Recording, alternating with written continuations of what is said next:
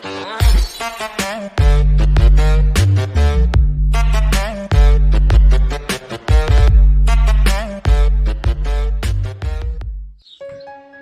વિદ્યાર્થી મિત્રો, video education video ચેનલમાં તમારું હાર્દિક સ્વાગત છે।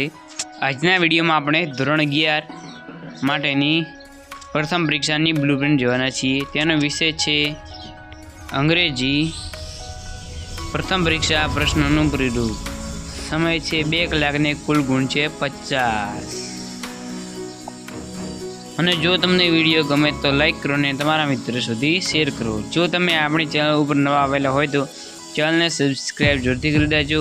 અને જો તમારે ધોરણ 11ની બધા જ વિષયની બ્લુપ્રિન્ટ જોઈતી હોય તો તે વોટ્સઅપ ચેનલ પર મૂકેલ છે અને તમે વોટ્સઅપ ચેનલમાં જોડાઈને ત્યાંથી બ્લુપ્રિન્ટ મેળવી શકો છો।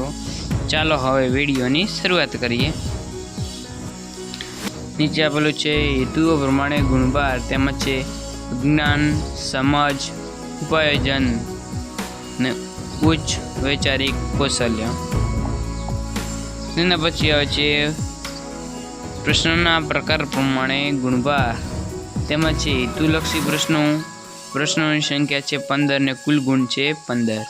હવે છે ટૂંકા જવાબી પ્રશ્નો, તેના પ્રશ્નોની સંખ્યા 18 હશે અને તેના કુલ ગુણ રહેશે 20। હવે છે વિસ્તૃત જવાબી પ્રશ્નો, તેની સંખ્યા છે 3 ને કુલ ગુણ રહેશે 10। હવે છે નિબંધ પ્રકારના પ્રશ્નો, જે 1 હશે અને તેની ગુણ 5 હશે અને કુલ ગુણ હશે 50। હવે આપેલો છે વિભાગ દીઠ ગુણભાર આપેલો છે। તેમાં આપેલો છે વિભાગનું નામ અને ગુણભાર। પહેલો છે રીડિંગ કમ્પેરિઝન, તે મેઇન ટેક્સ્ટ બુક, તેનો ગુણભાર છે 12। એટલે કે ઇંગ્લિશમાં પેરેગ્રાફ આપેલા હશે અને તેમાંથી તમારે જવાબ લખવાનો રહેશે પ્રશ્નોનો। હવે છે સપ્લિમેન્ટરી રીડર, તેનો ગુણભાર છે 5। હવે છે અનલેસ રીડિંગ ના, હવે તેનો ગુણભાર છે 3। હવે બીજો છે ફંક્શન ગ્રામર, તેનો ગુણભાર છે 18 ને હવે છેલ્લે છે રાઇટિંગ, તેનો ગુણભાર છે 12 ને કુલ છે 50 ગુણ। હવે નીચે તમને પ્રશ્નપત્રનું માળખું આપેલ છે, તમે તે જોઈ શકો છો। સેક્શન એ આપેલો છે, તેમાં કેવા કયા પ્રકારના પ્રશ્નો પૂછાશે તે બધું લખેલું છે અને તમે તે જોઈ શકો છો। સેક્શન એમાં ક્વેશ્ચન 1 થી 11 હશે।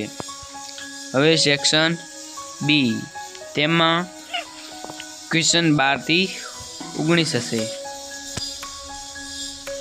પછી સેક્શન સી આપેલ છે, તેમાં ક્વેશ્ચન 20 થી 27 હશે।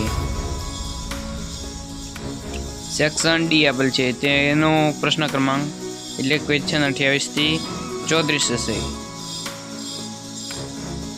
હવે સેક્શન ઈ આપેલ છે, ખાસ નોંધ આપેલ છે તે જોઈ લઈએ। પરીક્ષામાં જૂનથી સપ્ટેમ્બર માસ સુધીનો અભ્યાસક્રમ રહેશે। વાર્ષિક પરીક્ષા નમૂનાના પ્રશ્નપત્રમાં મૂકવામાં આવેલ ક્ષમતા આધારિત પ્રશ્નો CBQ મુજબના પ્રશ્નપત્રના તમામ વિભાગોને મળીને કુલ અંદાજિત 50% ગુણના પ્રશ્નો પ્રથમ દ્વિતીય પરીક્ષાના પ્રશ્નપત્રમાં પૂછવાના રહેશે। અહીં આપણે વિડીયો સમાપ્ત કરીએ છીએ। ફરી મળીશું નવા